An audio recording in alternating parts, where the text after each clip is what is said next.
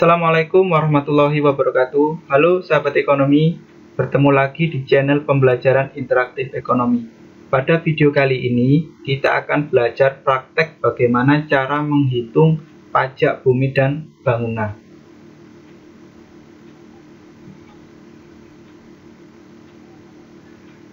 Sebelum kita masuk ke soal, kita ingat-ingat dulu bagaimana rumus perhitungan PBB.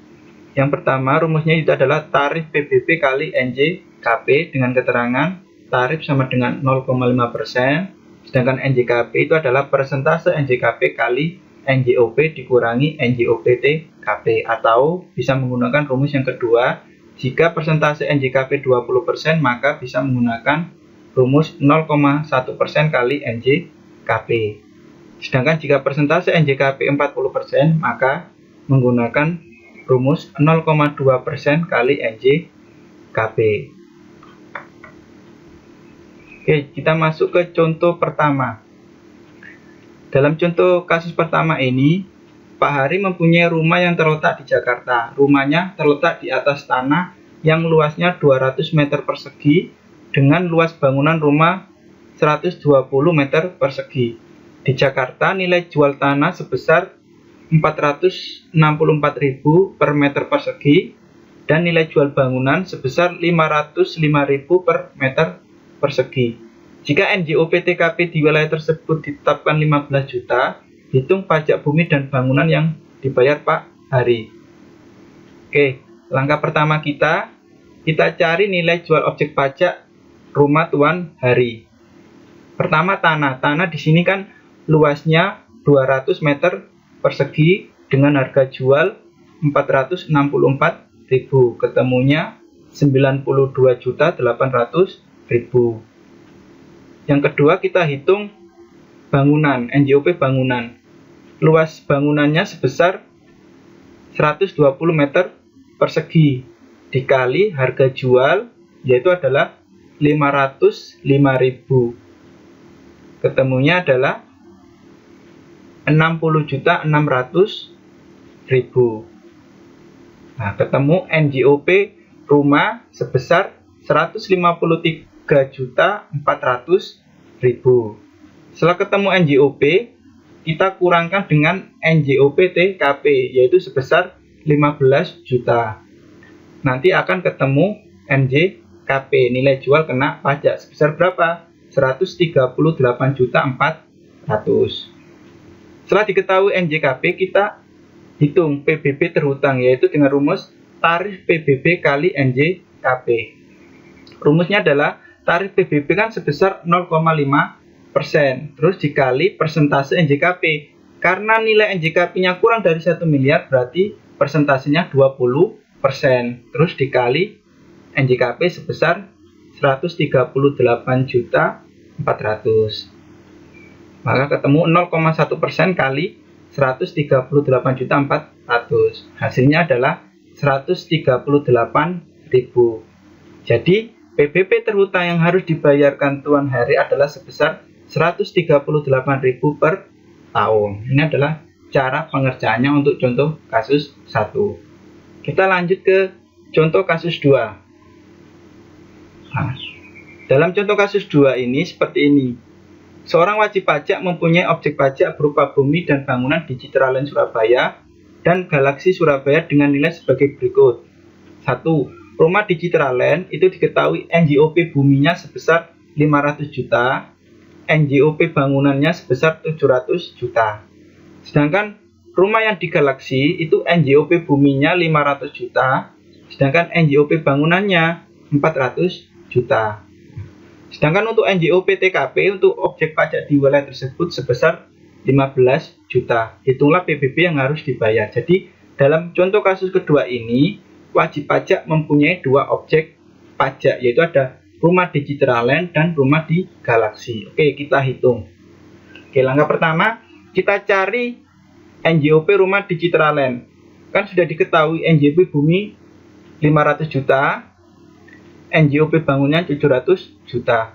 Berarti untuk NJOP rumah di Citraland itu sebesar 1,2 miliar. Setelah ketemu NJOP, kita kurangi NJOP TKP sebesar berapa? 15 juta. Nanti akan ketemu NJKP, nilai jual kena pajak, sebesar 1.185 juta. Oke, itu adalah NJKP untuk rumah di Citraland. Selanjutnya kita cari NJOP rumah di Galaxy. Pertama sudah diketahui NJOP buminya sebesar 500 juta. Terus diketahui juga NJOP bangunan sebesar 400 juta. Berarti NJOP rumah di Galaxy sebesar 900 juta. Setelah ketemu NJOP, kita cari NJKP. Sebelum mencari NJKP, kita kurangkan dulu dengan NJOP TKP sebesar 0. Kenapa kok 0? Karena sudah dikurangkan di rumah yang di Citraland. Jadi sesuai aturan bahwa bila mana wajib pajak itu mempunyai 2 objek pajak, yang bisa dikurangkan NJOP TKP itu cuma 1 objek. Dalam hal ini rumah yang di Citraland. Jadi rumah yang di Galaxy NJOP TKP-nya sebesar 0. Jadi ketemu NJKP-nya sebesar 900 juta. Setelah diketahui NJKP dari masing-masing rumah, kita hitung PBB terhutangnya. Jadi PBB rumah di Citraland itu sama dengan tarif PBB kali NJKP. Jadi sebesar 0,5% kali 40%. 40% ini adalah persentase NJKP. 40% ini diperoleh dari karena NJKP-nya lebih besar dari 1 miliar, maka persentasenya 40%. Ini NJKP-nya 1 miliar 185 juta.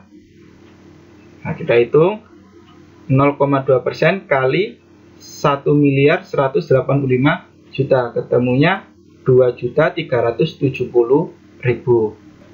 Selanjutnya kita cari PBB terutang rumah Galaxy, yaitu rumusnya tarif PBB kali NJKP. Nah, tarif PBB-nya 0,5% kali 20%. 20% ini adalah persentase NJKP. Karena kurang dari 1 miliar, maka 20% kali NJKP 900 juta. Sama dengan 0,1% kali 900 juta. Ketemunya adalah 900.000. Nah, jadi kalau di total PBB terutang yaitu sama dengan PBB di Citraland tambah PBB di rumah Galaxy, yaitu sebesar 2.370.000 ditambah 900.000. Totalnya ketemunya 3.270.000. Jadi PBB terutang yang harus dibayarkan adalah sebesar 3.270.000 per tahun. Seperti itu cara pengerjaannya. Kita lanjut ke contoh soal ketiga. Nah, untuk contoh soal ketiga ini adalah bentuk korporasi, yaitu ada kasus seperti ini. PT Pertamina merupakan salah satu perusahaan sektor pertambangan. Setelah dihitung perhitungan diketahui nilai jual objek pajak atau NJOP sebesar 10 miliar.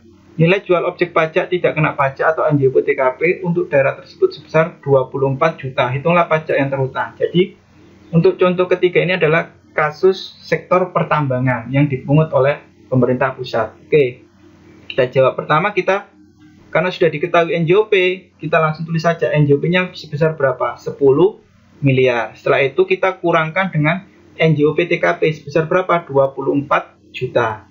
Nanti akan ketemu NJKP, nilai jual kena pajak, yaitu sebesar 9 miliar 976 juta. Selanjutnya langkah kita hitung PBB terhutang, yaitu rumusnya tarif pajak kali NJKP, yaitu tarif pajaknya 0,5% kali 40%. 40% ini adalah persentase NJKP, karena ini adalah sektor pertambangan. Sudah ditentukan bahwa kalau sektor pertambangan itu adalah 40% persentase NJKP-nya. Dikali NJKP, NJKP-nya 9 miliar 976 juta. Sama dengan 0,2% kali 9 miliar 976 juta. Ketemunya 19.952.000. Jadi, PBB terhutang yang harus dibayarkan PT Pertamina adalah sebesar 19.952.000 per tahun. Jadi cara pengerjaannya seperti itu. Baik, terima kasih. atas perhatiannya. Bila mana ada pertanyaan maupun masukan, langsung saja tulis di kolom komentar. Terima kasih.